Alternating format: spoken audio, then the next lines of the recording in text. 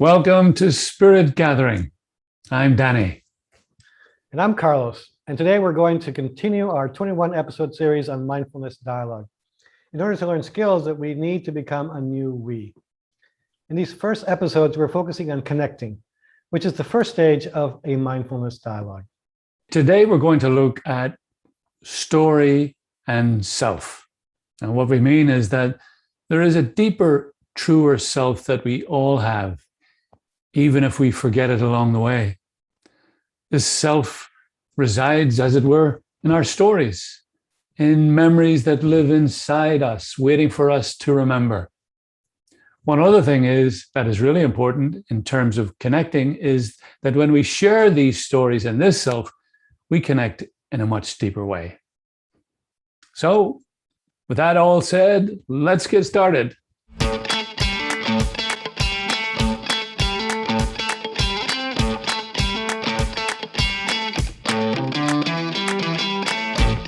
Things fall apart. The center cannot hold. Mere anarchy is loosed upon the world.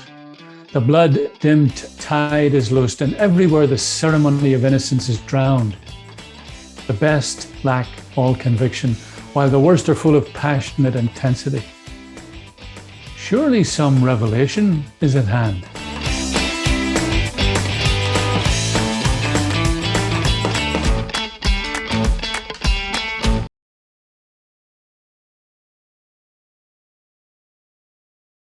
There's a thread you follow. It goes among things that change, but it doesn't change. People wonder about what you are pursuing.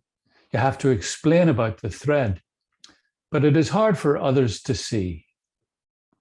While you hold it, you can't get lost. Tragedies happen, people get hurt or die, and you suffer and get old. Nothing you do can stop time's unfolding. You don't ever let go of the thread. What I blithely refer to as myself is a much more mysterious reality than I imagine. A glance in the mirror reveals the wonder of an identity that has remained constant throughout the years, even as change has clearly impacted everything else. William Stafford's poem captures some of this mystery. There's a thread you follow. It goes among things that change, but it doesn't change. The poem also carries a sense of a standard that I don't always live up to.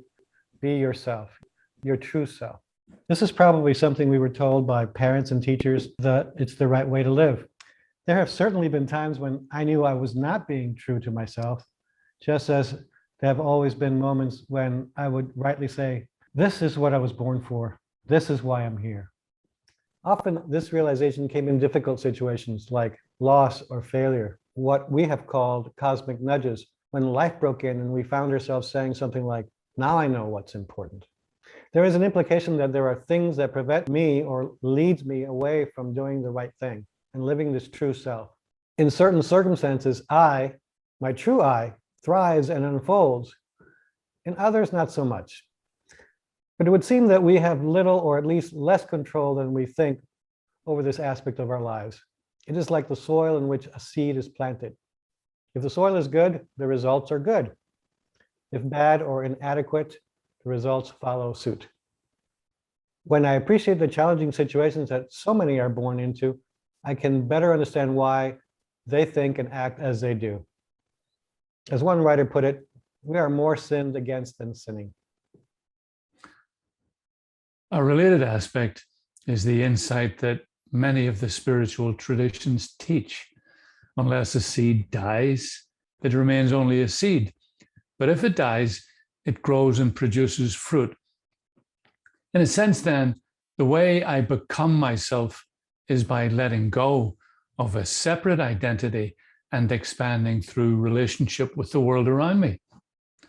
In this way, too, I contribute to a greater reality, a never-expanding identity, an infinite self, perhaps. I love how the poet Rilke reflects this process. He writes, I live my life in ever-widening circles that reach out across the world. I may not complete the last one, but I give myself to it. I circle around God, around the primordial tower. I've been circling for thousands of years and I still don't know. Am I a falcon, a storm, or a continuing great song? Finally, this self, mine and yours too, is known in the form of stories we tell ourselves and each other. Through sharing our stories, we connect, but also define and become ourselves. Connecting is entering the world, the real world of interbeing. We've all experienced conversations when we've connected like this and found ourselves taken out of our limited perspectives and our fearful judgments and meeting in a place that we know is true and also ours. Think of those moments when you met someone through sharing stories about things that said who you truly are. What I call those experiences of a cosmic nudge, when you were sometimes literally pulled out of the polite pretense that often passes for conversation.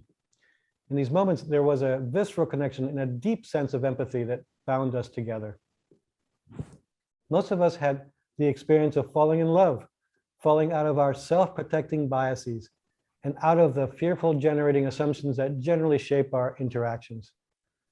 And falling into a place where, for a while, we do not know ourselves. Have you ever wondered how it is that someone who just a short time before you would hardly have noticed in the crowd, but who is now the center of your life? What has happened? Now this person, this recent stranger, has become the portal into a vast space of the infinite. Now you have connected with this person, certainly, but with something much more. What we have sung about and written about in words like, this is bigger than both of us. In fact, we become ourselves with and through each other. Our stories are the key to a vaster world that we have always shared but forgotten, or rather been told did not exist. But our stories allow us to break out of the pattern that others have made, the prejudices, the assumptions, and the constructs that they have created to keep us apart.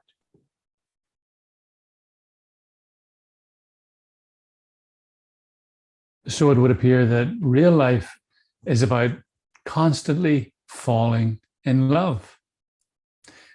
We knew that once when we were children and everything we encountered was fascinating. But surely there have been moments in all our lives when we were in touch with that deep personal truth. We can still enter that sacred space with the same stories and the memories they carry. So let's see if we can use the mindfulness dialogue method to deepen our sense of this true self and the stories that carry it. As we've noted, the 3 stages of a mindfulness dialogue process are connecting, exploring, and discovering. So let me lead you into the connecting stage with a simple mindfulness exercise. Position yourself comfortably, relaxed, but also alert. Your back straight against the chair, your hands in your lap, your feet on the ground, your eyes closed or your gaze softened. And take 3 deep breaths.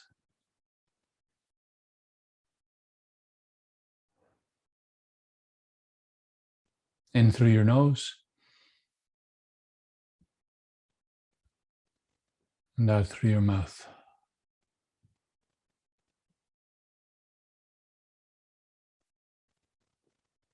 And breathe normally. Try to let go of all the thoughts that whirl around by simply paying attention to your breath as you breathe in and out deliberately. In your mind, softly say the theme of this reflection: story and self. Repeat this a couple of times, almost like a mantra. Story and self.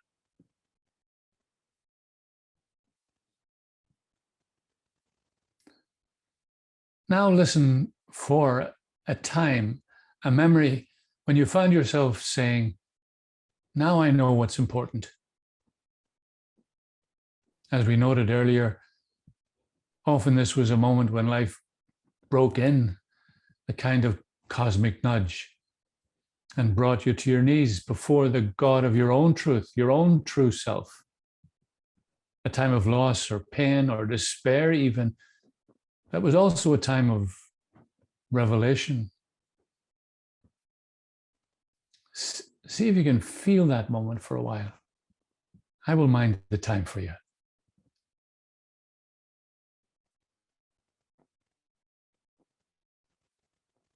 When you get distracted, as you will inevitably do, simply return to your breath and you'll find that memory there again.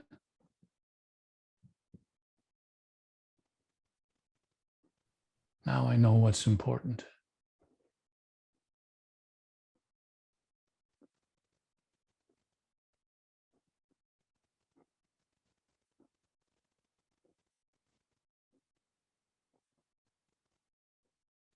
Now, when you're ready, return to where you are, to your body, your surroundings.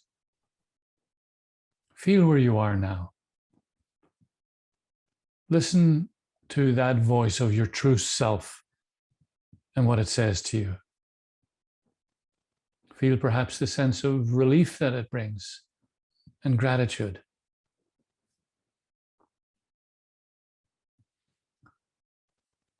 So what did that feel like?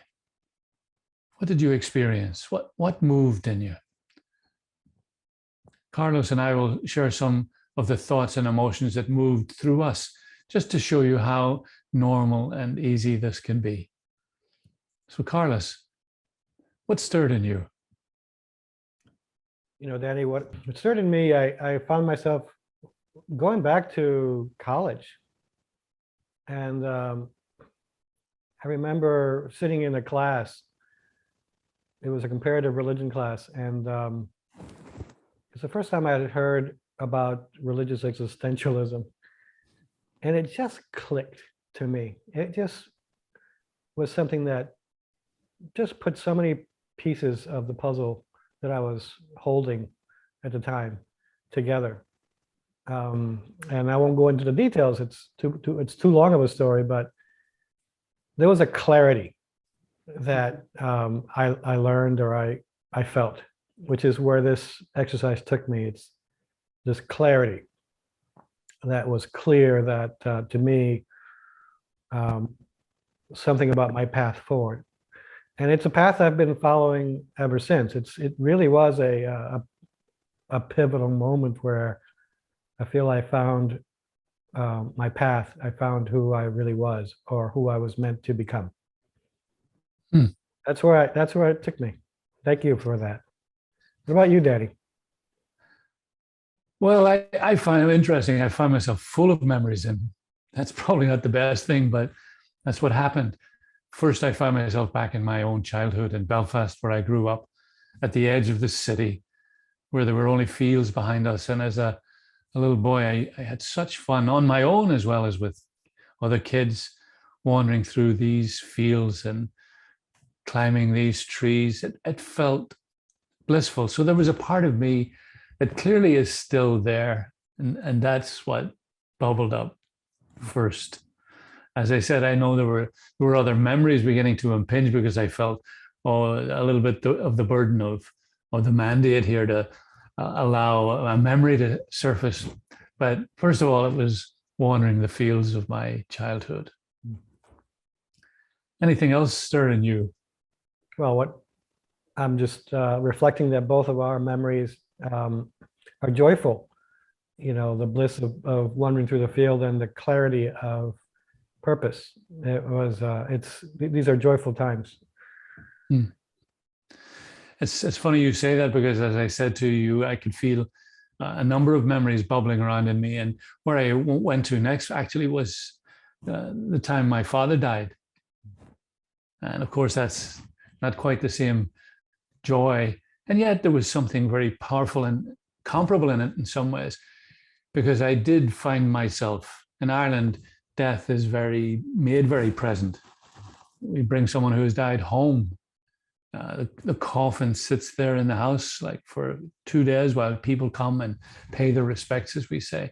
I remember looking at my father and saying, I could almost see myself in a way. And I found myself saying, now I know what's important. Kind of like now I know who I am. So it was a strange kind of mix that you sort of just highlighted there in your remarks. Joyful, and yet here was this other one too. But in both times, in both situations, in both memories, there was a self that surfaced. So that maybe we could continue with this, but I would imagine, and I know, Carlos, you and I can reflect on it for a moment, but how do we feel now? I mean, setting up our recording this morning where there's lots of things to do and it can be very distracting and so on. But already that little mindfulness exercise I found settled me and brought me back. And we've created a space, in a sense, where we can take this process of exploring a new we a little further. So now let's explore this self and the stories that hold it. To help with this stage of our mindfulness dialogue, we will use the William Stafford poem as a catalyst that will inspire and direct us. So let's listen again, and then Danny and I will explore what it says about a truer self and where we can find this self. There's a thread you follow. It goes among things that change, but it doesn't change. People wonder about what you are pursuing. You have to explain about the thread, but it is hard for others to see. While you hold it, you can't get lost. Tragedies happen, people get hurt or die, and you suffer and get old. Nothing you do can stop time's unfolding. You don't ever let go of the thread. Thanks, Carlos. It's a powerful, simple but powerful poem, and every time I hear it. So what we're doing here is using that as a catalyst, as Carlos said, to maybe stir a thought in us, maybe a word or a phrase popped up, and we'll see where it takes us. And clearly memory plays an important role here, as Marcel Proust, the famous writer on remembering things past, highlighted for us. So what we're going to do now is look at a phrase or a word and see where it takes us as the beginnings of an exploration of this idea of a self and the story that holds it. So where did you go, Carlos? I know you were reading it, but still, what did it stir in you? Was there a word or a phrase that touched something? Yeah, what struck me was the phrase, "You never let go of the thread." It kind of takes me again back to where I started talking about college, and something started there that led me to do different things in my life that don't seem to kind of connect in a real direct way, but I see the thread so clearly. It's just there's no question I'm following the same thread, even though from the outside it seems like they're not connected. So religious existentialism, what on earth is that about? Well, it's really ultimately came to be, for me, a sense of how we connect our inner life of spirit to our outer work in the world. The pursuit of trying to connect those two strongly is what I've been following. And as you get to know me over the course of this YouTube channel, I think you'll see the thread, but it really defines everything I've done. It started maybe less so when I was a doctor. It wasn't quite the same. It was more of a connection was within myself, trying to live out what I felt I was called to do, to help others in distress, to help others in situations that were desperate. That seemed to be my calling. But then it sort of switched to helping others have that same experience of connecting their inner lives to what they do in the world. And it's really defined who I've been throughout my life. Never let go of that thread. You never let go of the thread. I suppose what came up for me was it goes among things, that thread goes among things that change, but it doesn't change. And I sometimes catch myself, like everybody, looking in the mirror And I can see the aging process, of course, but yet it's the same person looking out at me, it feels, that looked out at me all those years ago when I was a child or when I was a young man and so forth. So there is that piece that it doesn't change. And yet there was the other thought that came up for me about this self, that circumstances change and maybe the form changes. As you know, I was a Catholic priest for many years and no longer am a Catholic priest. But yet, whatever that impulse was that brought me there to search for deeper meaning, to give expression to it, to encourage other people to live out of that place, remained.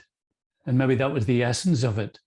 And I've had to find new form for a whole variety of reasons that will emerge too in this YouTube process, I'm sure. So on the one hand, there's that self that doesn't change. On the other hand, in order for that self to remain true to itself, so to speak, maybe circumstances or form has to change. Wow. I didn't know I would go there. And maybe that's what this mindfulness dialogue is about. I mean, using a catalyst like this, it stirs things. And already, even in these few moments, there was an interesting exploration of what this self is about and how it's related to story. So now we want to segue into the third stage of a mindfulness dialogue. We mentioned connecting, as we did around the mindfulness exercise, exploring, as we've just done a little taste of, and of course it could go longer and deeper. But now we want to move into the third stage of discovering. And what this means is like listening for what might have been generated even in our interaction there. So take it away, Carlos, into the discovery stage. So as we've said before, when we share, explore like this without judgment or insistence, but simply in order to understand each other, something happens, a kind of awakening. So what we do here is, in this discover stage of mindfulness dialogue, is simply to listen for this awakening and give voice to it. In this way, we can build something new together. So let's see if we can discover what has been generated between us. Wow. Well, maybe just to follow up on some of the things that we were saying, certainly a general comment is there's so much more to this self than I realize, that it's mysterious in its way, in the way that it sustains, it stays there all through your life. In one sense, it doesn't change. You never let go of it. You know who you are at some level. So that's one thought that came up for me. The other one was, wow, we're so pulled away from that in today, and maybe in today's world in particular. I don't know. That's a whole other conversation. But certainly I lost my way many times. And it took something to maybe bring me back. So there's the first thought that comes up for me. What about you, Carlos? What did you hear? Well, what I'm hearing is that who we are, who our true selves are, really is deep, and it's core. It's core to our existence. And we both went back to our childhood, to our early childhood, really, maybe early adulthood. And for me, I'm hearing this thread that is really quite strong. And I have certainly lost my way multiple times. And when I've lost my way, I've had to make radical changes to get back to the thread. And I have career changes, location changes, relationship changes. I needed to go back to this thread that went back, way back. And I hear that same about you, Danny, that there was a strong core there that no matter which path it took, it was a strong driver for you. And you felt yourself when you were following that thread. So it's a really powerful, I'm in touch with how powerful that thread is and how defined it is. It's not like it's this ill, conceived whispery thing that you can't see. I can see it so clearly. Yeah, yeah. And maybe a little sort of segue and way of pulling this together, the connection between that thread, that self and story is fascinating. By asking each other to tell a story using, in this case, a poem to catalyze that story, it is like the story holds the self. And when we ask someone, tell me your story, tell me your real story, or we can find ways of doing that indirectly, like what's important to you, or, you know, what would you like your world to be like? Probably elicit such stories that carry the self. So it's always there, and the stories carry it. So there's something important in this story and self piece, it feels to me. And I know we don't have time. I mean, I find myself really wanting to tell my story and hear your story. So, you know, in this YouTube channel episode, we don't have time to go into it, but I hear and feel the force of the story that needs to be told, which is interesting. Yeah. That's great, Carl. So let's see if we can bring these thoughts and images together with a few suggestions on how we might weave them into our everyday life. Here's a couple of thoughts. Like, you might allow this story or memory to surface during the day to remind you of your true self. That's what will happen to me. I'm sure, I've no doubt it will pop up again during the day, this memory, this story, and this self that it carries. You could also share a story about such a moment with a friend. Try to explain about the thread, as the poem says. You might decide to do something that will encourage that shy, forgotten, sometimes, self to emerge. As the poet Derek Walcott puts it, take down the love letters from the bookshelf, the photographs, the desperate notes. The self resides sometimes in these places too. Call an old friend. And then finally, try to remember that the people you encounter today also are this amazing self, though often they no longer realize this. When we cultivate our awareness of who we truly are and who every other being, not only human, is, we will start to tell a new story of the self and the world we live in. Only then we will create a culture that reflects this truth. We'll come back to this new story later, but for now, just a final thought on connecting, which is our focus in these first episodes. Connecting has many levels. The more connected I am to myself, my true self, the more I'll be able to connect with you. And in that connection, I will come to experience the essential reality of interbeing. We believe that this is the only foundation for the transformation we all know is needed today. So may you experience a deeper connection today with everything and everyone you encounter. Now we come to our regular bonus segment where we feature video clips from folks in our growing community that showcase various aspects of our new global we. Remember, we are building this community together. We invite you to share your own clips by emailing it into info@anewglobalwe.com. In the clip, make sure to tell us your name and location along with your contribution. First segment is Community Spirit. This is our community mail. We'd love to hear from you, your comments and ideas of how we can build this channel together.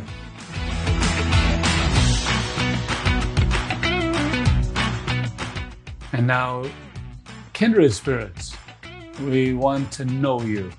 So send us a clip and give us a glimpse of your story. In 1 minute, answer the question, why am I a kindred spirit?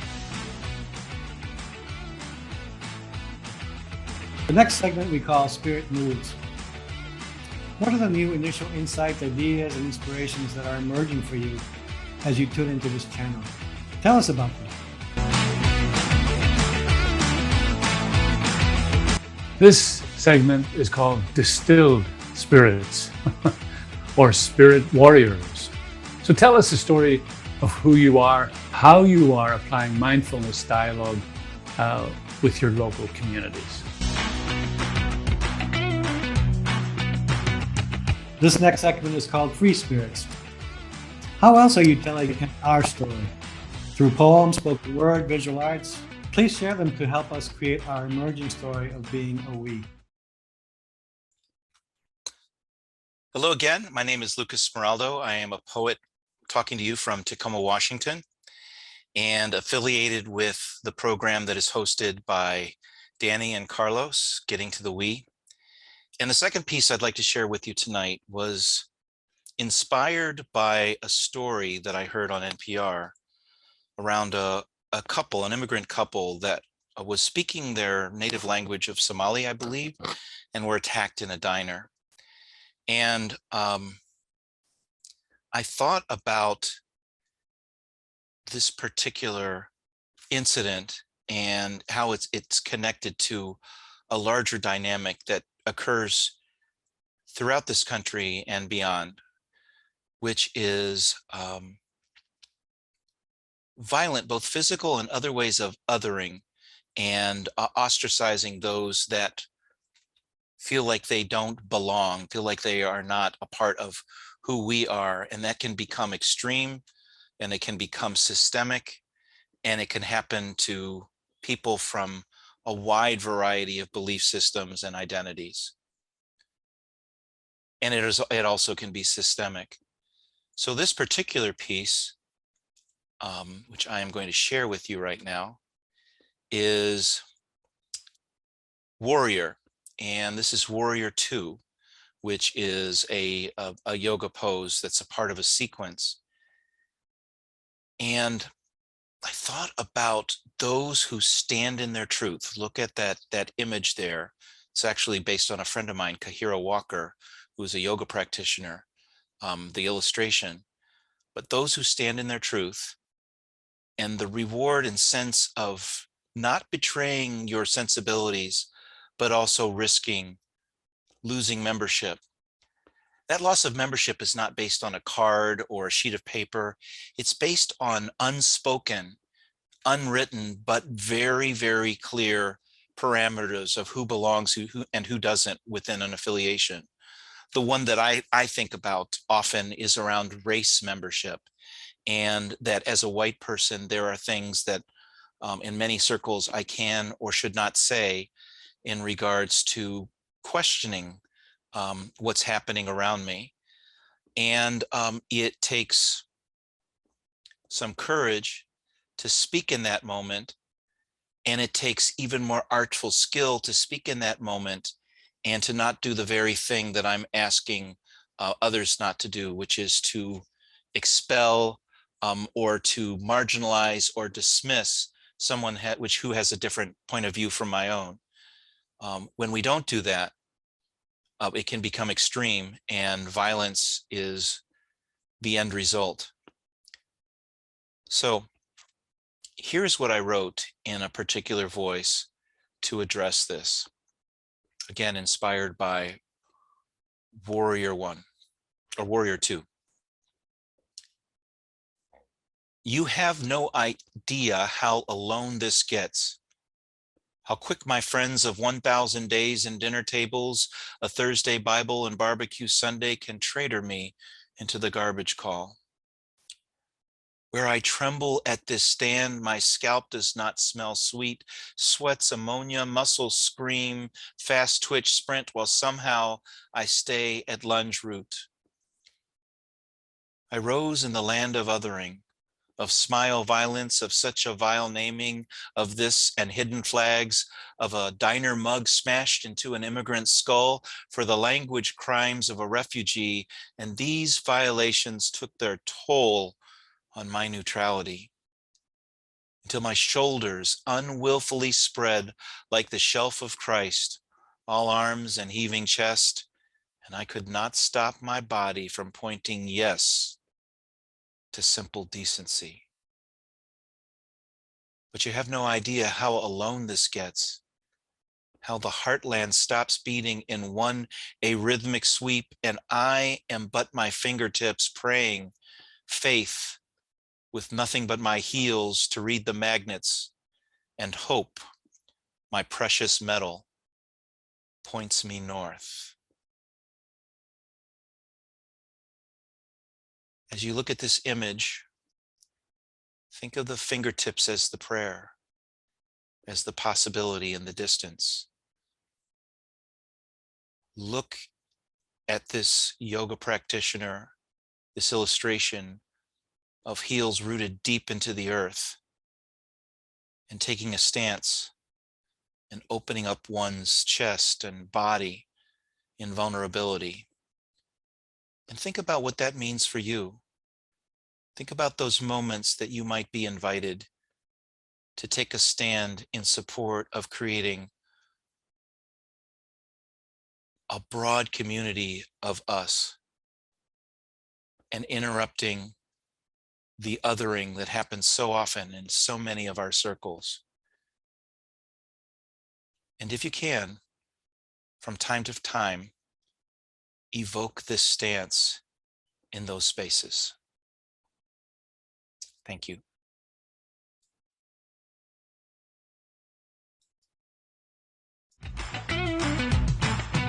And this is we're calling spirit rituals. So please share any rituals that you have found helpful to you to become, to realize, to call out your truer self. In this feature we call One in Spirit, we want stories of interbeing in our daily lives. Remember that octopus teacher model that we've talked about. Show us some more examples. And this final segment that we're calling Spirit Child. Let's hear stories from our kids, from our youth, our young people, from the threads they are following. This is our special kids corner, as it were. So, wasn't that interesting? Stories and self. We hope that it makes sense to you, that it helps you to understand this emerging way that we're promoting and creating together. So continue with it. We look forward to seeing you the next time. Take care. Take care and make sure to subscribe to our channel. Tell others to come by next time so we can grow this together. We look forward to seeing you every week. Peace.